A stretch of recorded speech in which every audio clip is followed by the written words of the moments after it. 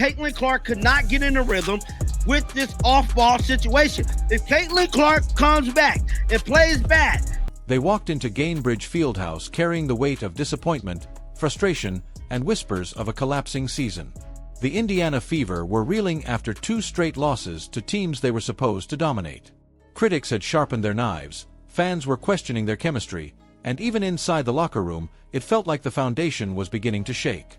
The team looked fractured, without rhythm, without identity.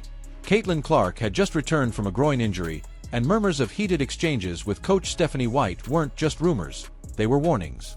But what happened next didn't just silence the doubters. It rewrote the story of the season. The Fever didn't just win against the Atlanta Dream. They detonated. A 99-82 explosion of revenge, unity, and dominance that reminded everyone watching why this roster has championship DNA. This wasn't a regular season win. This was war repaid, chemistry reclaimed, and a fire lit under a team that looked, for the first time in weeks, like they remembered who they were. Rewind just a few days, and things were bleak. Clark was sidelined. Dantas was away. Rotations that had been working were suddenly jumbled. Players who had developed rhythm were benched or repositioned. The offense, once fluid and confident, turned stagnant. The losses weren't just bad, they were humiliating. The team wasn't just getting beat. They looked confused, disconnected. Fans began to question if Clark's return was helping or hurting the chemistry they'd been building. And the numbers didn't lie. Over a 5-game stretch, Clark shot just 28.9% from the field and an abysmal 11.4% from 3. The team's frustration was visible in every possession, every miscue, every sidelong glance. And then came the leaks, reports of a rising storm between Caitlin Clark and Stephanie White. Not just strategy debates, but intense, audible arguments during practices. A disagreement that went beyond play calling and touched the core of how this team should operate. Clark favored a fast, free-flowing pace that played to her strengths as a playmaker. White wanted slow, grind-it-out basketball. And the result? A team playing like 2 different squads depending on who was on the floor. It came to a boiling point during those ugly losses. And the Atlanta Dream game wasn't just another matchup, it was a make-or-break moment. Clark reportedly confronted White at halftime. And this wasn't some passive disagreement. She called out players by name. She said what fans and analysts had been whispering for weeks. Kelsey Mitchell and Natasha Howard weren't moving the ball. The offense was sticking. The flow was broken. Clark, barely back from injury, didn't just demand more. She demanded change. Now, picture this, Clark, just a rookie, calling out veterans, telling her coach what needs to change, risking everything to make her point. That kind of confrontation could destroy a locker room, or it could ignite one. In this case, it was the latter. The second half was a revelation. The Fever exploded for 59 points, tying their highest scoring half in 7 years. They didn't just beat Atlanta, they dissected them. Play by play, possession by possession, the Fever began playing like a team that finally understood who they were. Every player leaned into their role. Every pass found a cutter. Every possession had purpose. And at the heart of it, Caitlin Clark, not just scoring, but orchestrating. She dropped 12 points and handed out 9 assists, commanding the offense even while her shots struggled to fall. She was pushing the pace, drawing fouls, and facilitating ball movement that made Atlanta's defense look like it was running in sand. Even when the box score didn't scream superstar, her fingerprints were all over this win. But it wasn't just her. Sophie Cunningham stepped up and played like her jersey was on fire, dropping 16 points, grabbing 10 boards, and throwing her body into every possession like she was fighting for more than just a win. She brought the energy the team had been missing, diving for loose balls, barking out orders on defense, screaming with every made shot. Her presence was a middle finger to anyone who thought this team had lost its edge. And then there was Kelsey Mitchell, the same player Clark had reportedly called out. She answered with 25 points, her best performance of the season. She shot lights out from the floor, carving through Atlanta's defense like it was tissue paper. But what stood out wasn't just the scoring. It was the attitude. She played with urgency, with purpose. And suddenly, All that internal tension. It looked like transformation.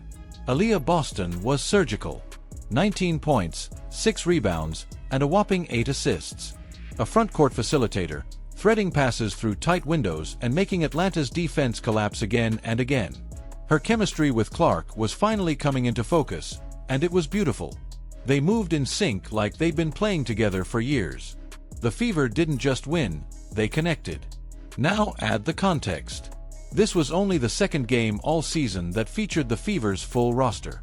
Think about that. They're still learning to play together, still developing chemistry, still figuring out their rotations.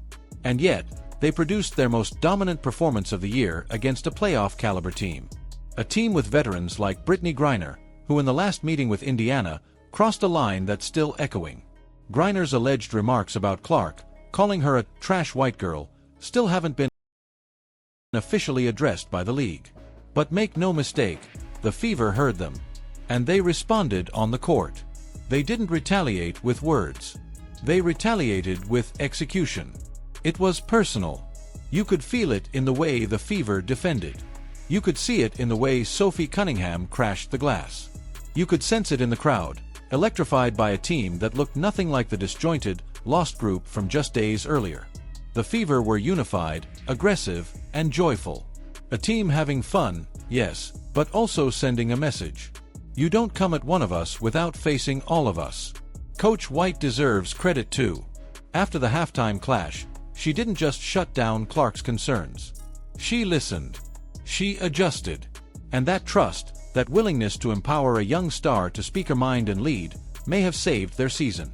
Because what happened after that halftime discussion wasn't dysfunction. It was leadership. It was clarity. It was the moment the Fever stopped guessing who they were and decided what they would become. They shared the ball. 27 assists on 35 made field goals. That's a 77% assist rate. That's elite. That's championship-level execution. That's the product of trust, of communication, of sacrifice. And it wasn't just on offense. The Fever locked down on defense.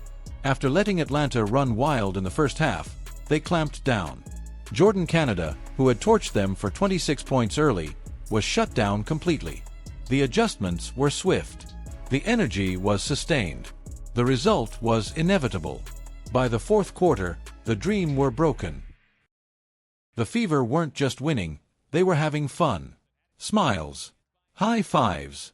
Momentum. Every celebration, every shout from the bench, was a reminder that this team isn't just a collection of stars. It's a unit. A family. And Sophie Cunningham said it best. This is a special group. We love each other. We feed off each other. When we're having fun, it's game over. That's not just chemistry. That's culture. That's what turns playoff hopefuls into champions. But let's be clear, this was just one win. One night. One glimpse. The Fever still have work to do. Still have chemistry to build. Still have rotations to settle. But this performance wasn't a fluke. It was proof. Proof that when Caitlin Clark is leading, when Sophie Cunningham is grinding, when Boston is distributing, and Mitchell is locked in, this team is dangerous. Very dangerous. They've got the talent. They've got the passion. Now they've got momentum. And as long as they keep listening to each other, challenging each other, holding each other accountable, they can beat anyone. If you believe in the Fever, show your support. Comment, "I've got the Fever," below. Like, subscribe, and turn on notifications so you never miss another chapter of this unfolding story. Because this team, they're just getting started.